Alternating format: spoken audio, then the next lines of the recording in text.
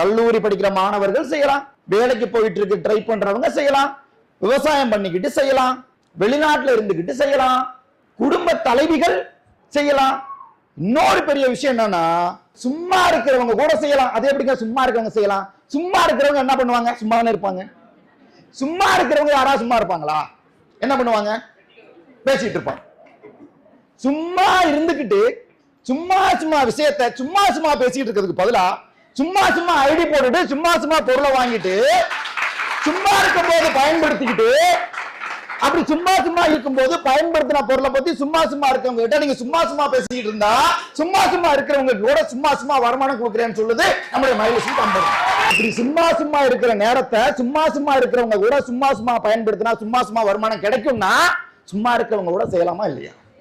நீங்க சும்மா இருந்தாலும் வேலையோட இருந்தாலும் இங்க யாரு செய்யலாம்னா, யாரெல்லாம் கனவோட